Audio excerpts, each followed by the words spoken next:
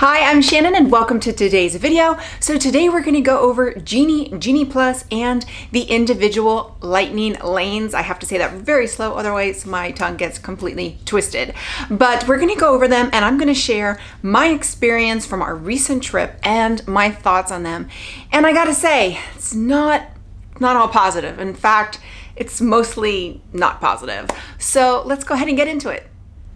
So first of all, if you're watching today's video and you didn't see my part-time YouTuber tag, I encourage you to go watch it. But one of the things I mentioned of why I started this channel was because I have been wanting to be on the Planned Disney panel. And I'm gonna say probably after this video, probably not gonna ever be on the panel. But I do feel it's important that I share my experience and my thoughts and what I think needs to change. So first of all, let's get into Disney Genie.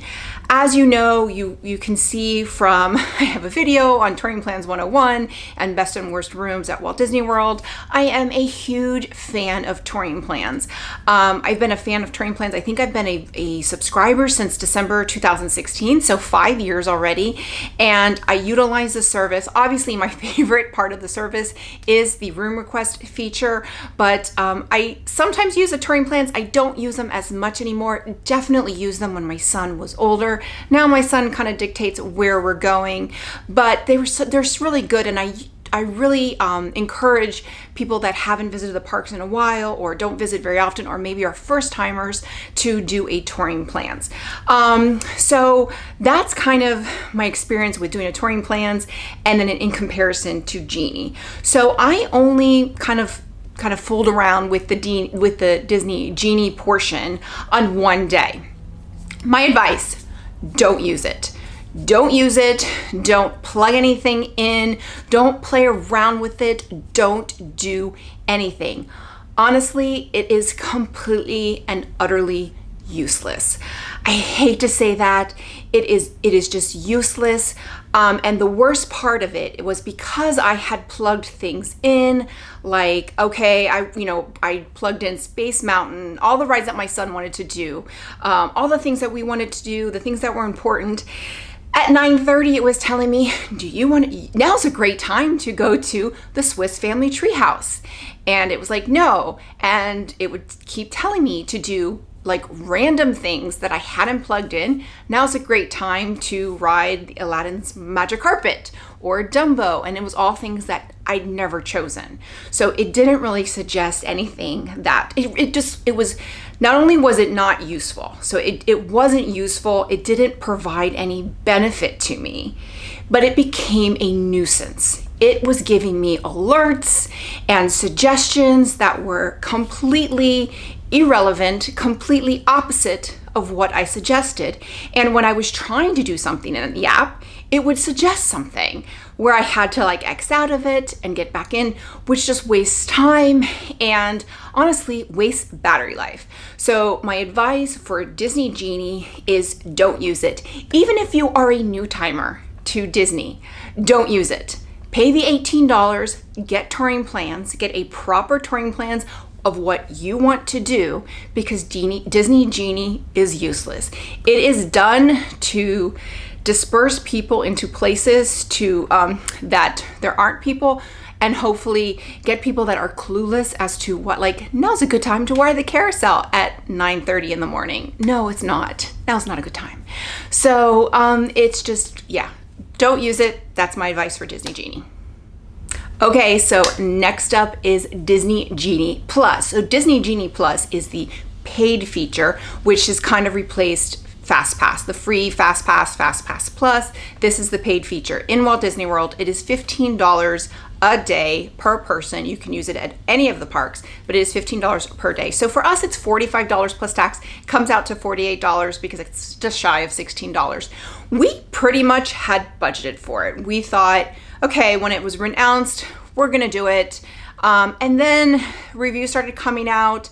I talked to my co-host from DVC Newscast. He gave me some kind of tips and his experience. So the first day when we went to Epcot, now we had done our family pictures in the morning.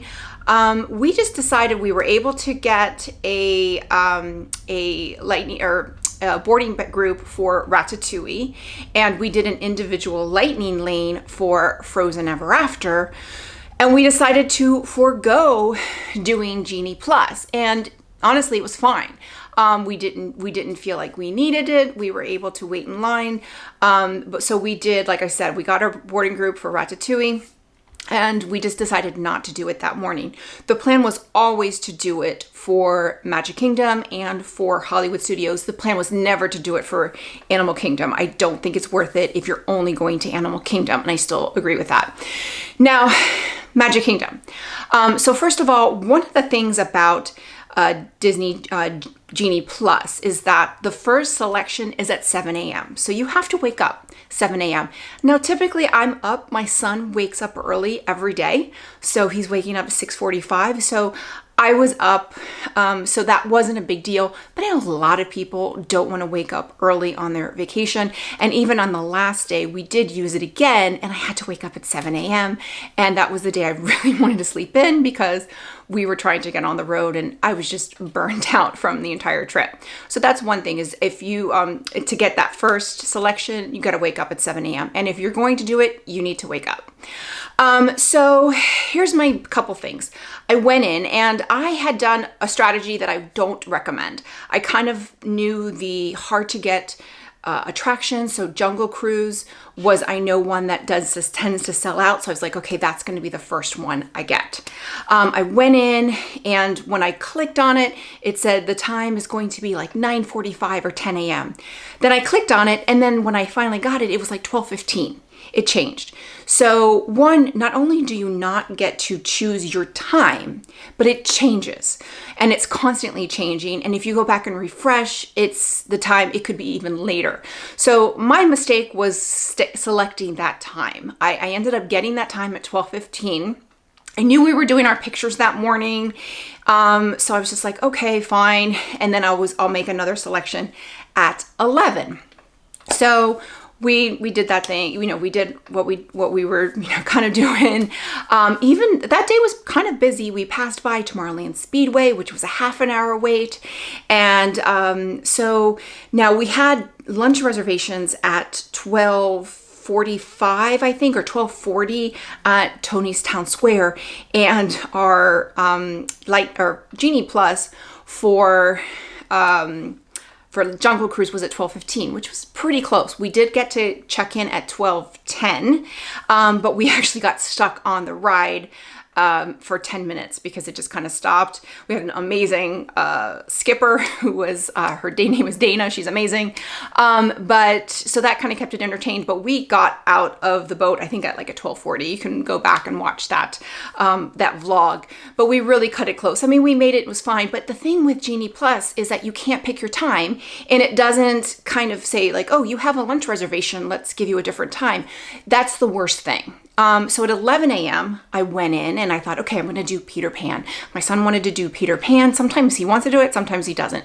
Really wanted to do Peter Pan. And so we thought, okay, we'll do Peter Pan. And I went in, it was going to be 1 o'clock, or it was like 1:30. And I said, okay, perfect, because it will be right after we get out of lunch. It's 1:30, 2:30. I click it, I get it, it's 4:15. So it changed. So that kept happening. So then I went in and I realized, okay, we're not going to do that. We're just going to cancel it. So I canceled it thinking I could get another one, but I couldn't. So that was at 11 a.m. We still hadn't gone on Jungle Cruise. So because we hadn't gone on Jungle Cruise, it wouldn't let me make a selection. So that 11 a.m. selection was lost because I couldn't modify. I canceled. And because we hadn't gone on Jungle Cruise, I couldn't make another selection. So it's just, it was the first time we used it. I was learning it. Obviously, I think as you kind of, just like with FastPass, you kind of learn the ins and the outs. But here's what I have to say. It was designed really poorly. It was designed by someone or some people who do not go in the parks or do not utilize the parks like a tourist, like a family.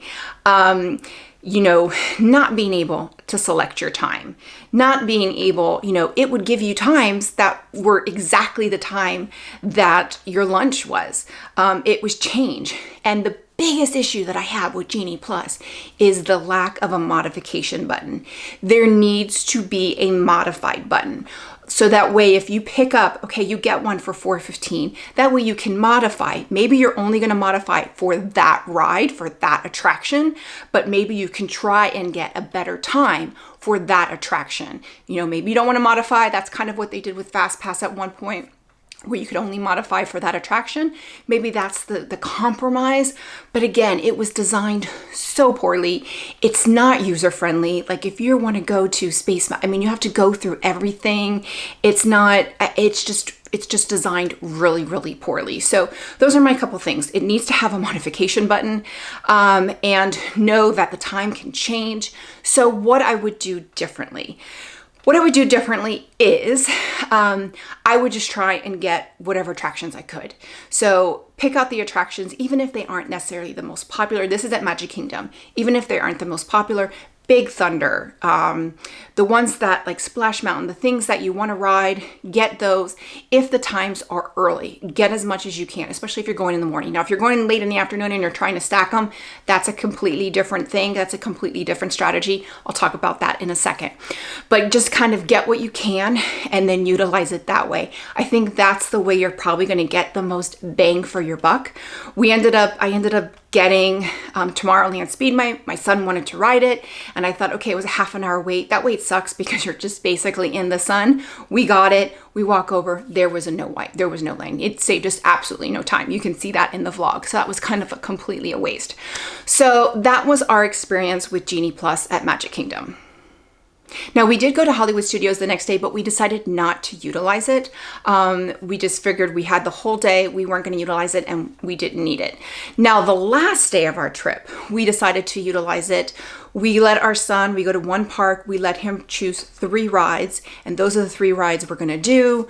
And we kind of knew which rides he wanted to do: Slinky Dog, Tower of Terror, and Mickey and Minnie's Runaway Railway. Those are his 3 favorite at Disney's Hollywood Studios. So that time we did stack. So we thought about whether or not we wanted to do it, but we did have a lunch reservation. We didn't want to get on the road too late because we were driving home. So we decided to go ahead and get Genie Plus literally for 2 rides, because Slinky Dog and Tower of Terror were really the only 2 that we were looking for. So I got it at 7 a.m. I think I got Slinky Dog first. I can't remember. I think I got Slinky Dog first. And then, yes, because we ended the day with Tower of Terror. So I was able to stack those 2 at 7 and I guess at 11. Before we even hit the parks, I had those times. So that was really good. And then we did get a individual lightning lane for Mickey and Minnie's Runaway Railway. So that day we were able to stack a couple. So that's kind of the other thing that you can do, is if you're going to a park in the day, you can start at 7 a.m. and then get an attraction, and then 2 hours after the park opens, get attraction. And you're just basically looking at the attractions that are going to be there at the times that are going to be late in the day. So Slinky Dog Dash tends to fill up fairly quickly. So if you're starting at 7 a.m., it might even be already in the afternoon. And then you just kind of keep going, and you can kind of stack them so that you have them in the afternoon. Honestly, that's kind of the best way to use it. We are not using it the whole day in the park. You're just stacking them for later in the day. I think that's the best way to use Genie Plus. If you're going to the parks all day, or you're starting first thing in the morning, honestly, I think you're better off with just a really, really good touring plan. Now, that's not to say to not get Genie Plus, but if you think that Genie Plus is a paid version of Fast Pass, it is not. It is not as good as Fast Pass. There's not as many as there was. The standby lines aren't nearly as, I guess, slow as there was when there was Fast Pass. So that is a good thing. But if you think it's just a paid version of Fast Pass, it's not. So get that out of your head. That's the first thing I can tell you. But I also just want you to think, as far as if you do get it and you're going to go all day, you're probably only going to get 3 or 4 attractions. There are people that are getting a lot, and that's definitely a strategy, and that's definitely, you can do it. But if you're kind of like, you're only going to certain attractions, I think at Magic Kingdom, I can't remember, I think we got 3 or 4 that day. So you just kind of have to figure out, and yeah, was it worth it for $45? Yeah, I guess probably. It did save us, well, Tomorrowland Speedway saved us no time at all. But it was just frustrating with kind of learning it, the lack of the modification. I knew that you couldn't select the times, but the lack of modification and then canceling that one when I booked it, canceling it and not being able to book one in the replacement, that was very frustrating because I probably wouldn't have booked it. So that was kind of frustrating. But so I would say on average, it's probably better if it's a really, really busy day in the park, they run out and you're not getting a lot. If it's a slower day in the park, you're able to get a lot more. Just keep your expectations really, really low. Now let's talk about individual lightning lanes. So this is the thing that surprised me the most. This is something that we utilized more than we thought. I thought, okay, we're going to use the Genie Plus and we're not going to utilize the individual lightning lanes. And it was pretty much the opposite. We did utilize the individual lightning lanes and I thought they were very useful. And it was just basically, I think you're either going to do either or. Now at Magic Kingdom, we did do both, but that was kind of going to be a long day. We started off with pictures, so we kind of missed that rope drop crowd that rope drop, going to the rides because we were doing our pictures. So it was kind of like, okay, this is the turn, the trade-off is that we're going to have to do some individual lightning lanes, and that's what we did. So we did that for both. We did Space Mountain and for Seven Dwarfs Mine Train. And then we did them at we did them at other parks as well. We did it Frozen Ever After. We didn't need it for Ratatouille. And as with every ride, you can only do each ride once. So keep that in mind as well, that you can only do it the lightning lane once, and you can only do 2 individual lightning lanes. We didn't do any park hopping, so that wasn't an issue. And the prices weren't, I know the highest they go is $15. So that was Rise of the Resistance, which we did use. And that line was really, really long. And then some of them were like $7 or $9. So they really weren't, it wasn't like $45 every time we did an individual lightning lane. So it was a trade-off. I hope that what they did for the Christmas break, where they have 1 individual lightning lane per park and add the other ones back in. I think that's better for Genie Plus. I think Genie Plus needs either more time spots or another attraction, like a popular attraction. I think, maybe that will help. But I will say, the individual lightning lanes seem to be better because you had a little bit more control over it. Now, if you're staying on site, you can book that. You can book those at 7 a.m. However, if you are staying off site, you have to get into the park. So that's the benefit of being on site with those individual lightning lanes. But I was surprised that we utilized them. We didn't really expect to utilize them, but we did. And I hate saying that because I think it's a bad trend to skip the line. But yeah, we did it.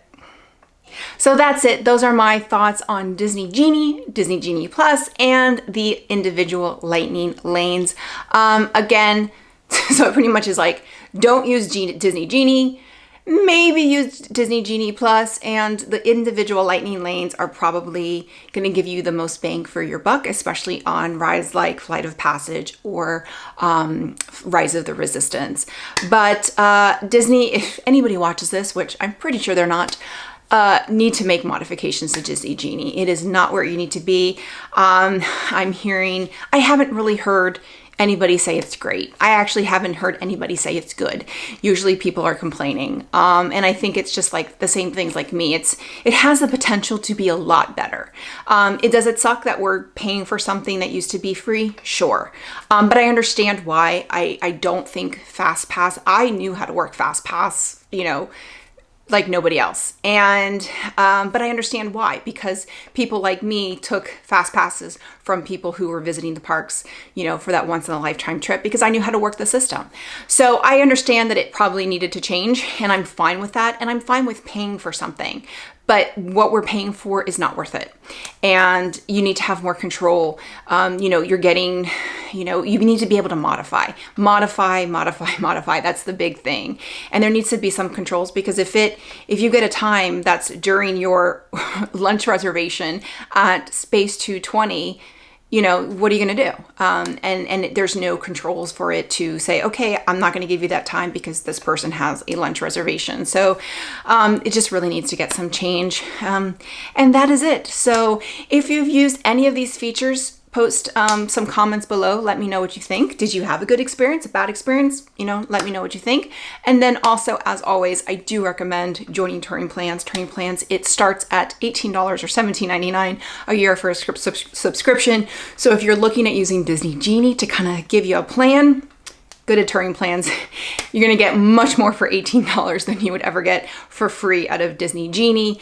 And a good touring plan is going to give you so much better access than even Disney, you know, Genie Plus, or maybe even the individual lightning lanes. So with that, if you like this video, click like, click and subscribe. That way you get a notification every time I post a new video. Bye everyone.